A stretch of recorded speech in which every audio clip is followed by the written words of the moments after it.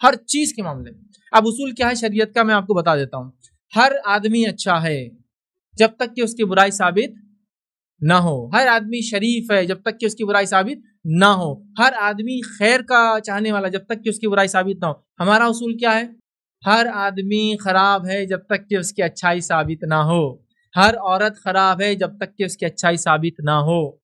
اور یہ کتنے فتنے کا باعث بنتی ہے میں آپ کو بتاؤں جس کی کوئی انتہا نہیں. آئیے گھر کا اگر معاملہ لے لیں تو گھر کے اندر دیکھیے غلط فہمی اور بدگمانیاں کیسے گل کھلاتی ہے, کیسے گھروں کو برباد کرتی ہے. مثال دیتا ہوں, چھوٹی چھوٹی مثال دیتا ہوں. گھر کے اندر مثال کے طور پر جو ہے ایک ساس کو اپنی بہو کے تعلق سے بدگمانی ہے, غلط فہمی کی وہ شکار ہے کہ اس کی بہو اچھی نہیں ہے, اس کی بہو فلاں نہیں ہے, اس کی بہو ایسی نہیں ہے, اس کی بہو ویسی نہیں ہے.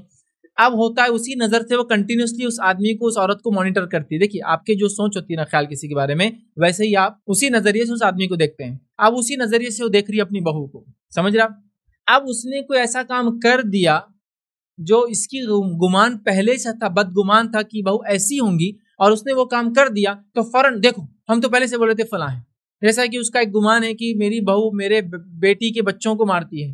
اب بہو اپنے کمرے میں کچھ اور نہیں, کنگھے کو صاف کر رہی ہے اور کنگھے کو اپنے ہاتھ پہ مار رہی ہے, صاف کر رہی ہے, اس کو پانی جھٹک رہی ہے. اب ساس نے باہر سن لیا اور دوڑی دوڑی آ رہی ہے, ان کو چیل کے جیسا مار رہی میرے ناتیوں کو, مطلب نواسی اور نواسیوں کو سمجھ لی, اور دوڑی دوڑی آ رہی, پتہ نہیں گر پڑ کر کے آ رہی ہے اور فلاں کے دیکھ رہی. تو بہو کیا کر رہی ہے, کنگھے سے اپنے ہاتھ پہ اس کو چھڑک رہی ہے, مطلب اس میں جو پانی وغیرہ وہ کر رہی ہے. ہاں چلو مطلب ابھی نہیں ہو رہا, لیکن ابھی گمان باقی ہے, اب کل دیکھیں گے انہیں مارتی تو ہوں گی ضرور, ابھی زندگی گزاری. کسی کو شک ہو گیا کہ اس کی بہو زہر دینے والی ہے اس کے بیٹے کو. کسی کو شک ہو گیا کہ وہ رات میں کیا کرتی ہے, اس پہ جادو کرتی ہے روز اندر لینے کے بعد, جس کی وجہ سے میرا بیٹا جو کل تک میرے پیچھے گھومتا تھا آج میری بہو کے پیچھے گھوم رہا ہے. تو اب ظاہر سی بات ہے آپ نے اس کو جب گھومنے والا ہی بنا دیا تو ظاہر سی بات ہے اس کی بیوی زیادہ حقدار ہے کہ اس کے پیچھے گھومے بنسبت ماں کے. آپ سمجھ رہے بات؟ مطلب اس کا مزاجی جب عورتوں کے پیچھے رہنے والا ہے تو وہ زیادہ متاثر اپنی بیوی سے ہوں گا, یہ نیچرل ہے, یاد رکھیے. سمجھ رہے بات؟ تو بہرحال تو یہ دیکھیے بدگمانیاں کیا کیا گل نہیں کھلا دیتی ہیں.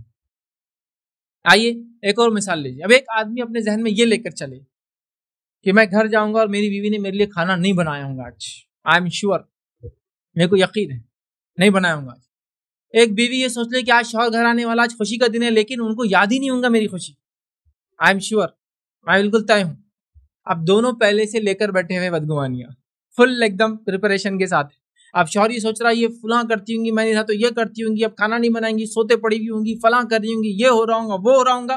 اور جب گھر پہنچتا ہے اس کو ایک انسٹنس دکھ جاتا ہے. ویسے ایک واقعہ ایسی ہوا تھا نبی اکرم صلی اللہ علیہ وسلم کے زمانے میں. ایک صحابی اپنے گھر کی طرف جا رہے تھے, وہ بدگمان نہیں تھے لیکن وہ واقعہ دیکھ کے بدگمان ہو گئے تھے. وہ پہلے سے سوچ کے نہیں آ رہے تھے, پہلے سے ان کی پازیٹیو تھنکنگ تھی. جب وہ پہنچے گھر پر تو دیکھا ان کی بیوی بے پردہ گھر کے باہر کھڑی, وہاں وہ بدگمان ہو گئے. وہاں ان کو طیش آ گیا کہ یہ کیا ہے, تم بغیر پردے کے میں نہیں ہوں تو یہ کر رہی ہو. تو ان کی بیوی نے کہا, جو صحابیہ تھی ظاہر سی بات ہے, رک جائیے ادھر, ٹھہری, ابھی تھوڑا میری بات سن لیجیے پہلے. اسے پتا چلا آخر تک بھی ہم نے بدگمان نہیں ہونا چاہیے, بی پازیٹیو, بہت مثبت سوچنا چاہیے.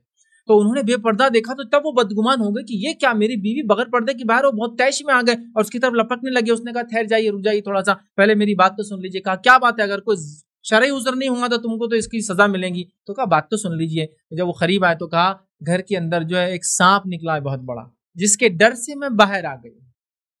پہلے سے بدگمان نہیں تھی, یاد رکھیے. وہ ہمارے جیسا آدمی ہوتا اور پہلے سوچ کے آتا یہ تو ایسی ہوں گی, وہ تو فلاں گی, پھر تو نیا مسئلہ ہو جاتا تھا. لیکن جب واقعہ دیکھا تو بدگمان ہو گئے بے پردگی کی وجہ سے. اس کے بعد جب ان کی بیوی نے کہا, انہوں نے کہا ٹھیک ہے تم باہر ہو, میں اندر جاتا ہوں. اندر گئے, سانپ سے انہوں نے لڑا. صحابہ کہتے ہیں ہمیں پتہ نہیں چلا, وہ سانپ کو مار کر باہر نکلا اور پھر وہ گر گیا, یا کچھ روایتوں میں آتا وہ سانپ نے ان کو ڈس لیا. پھر صحابہ کہتے پہلے سانپ مرا یا وہ مرے, ہم کو نہیں پتا, لیکن ان کا اس سانپ کے کاٹنے سے انتقال ہو گیا. لیکن پتہ نہیں چلا کس نے کس کو مارا, مطلب انہوں نے سانپ کو مارا اور سانپ نے ڈس لیا, اور اس کے بعد سانپ بھی مر گیا مار کی وجہ سے اور ان کا بھی انتقال ہوا. لیکن یہ نہیں پتا چلا کہ پہلے کس کا انتقال ہوا. سمجھ رہا بات؟ تو لیکن وہ بدگمان تھے نہیں, لیکن وہ حالات نے بدگمان کر دیا جب انہوں نے دیکھا. یاد رکھیے ایک دم, اور ظاہر سی بات ہے ہم تو ظاہر پہ عمل کرتے ہیں نا, لیکن میں اس بدگمانی اور غلط فہمی کی بات کر رہا ہوں جو پہلے سے پنپ کے پن پاتے ہیں. ہم اس کو پال کے بڑا کرتے ہیں, جیسا ایک انسان اپنے بکری کے بچے کو بڑا کر رہا ہے تاکہ بڑھو بیٹا اور بڑھو آگے, تاکہ فتنے فساد دشمنی میں تمہیں تو کام آنے والے آگے چل کے. بھائیوں سے دو دشمنی رکھوں گا، بدگمانی رکھوں گا، پڑوسیوں سے بدگمانی رکھوں گا، غلط فہمی رکھوں گا، اپنے رشتہ داروں سے بدگمانی غلط فہمی رکھوں گا، اپنے دوستوں سے بدگمانی غلط فہمی رکھوں گا، تمام سے رکھوں گا، حالانکہ دونوں الگ ہے پھر بھی میں ساتھ لے رہا ہوں دونوں کو، چونکہ دونوں کا تعلق ایک دوسرے سے کافی گہرا ہے۔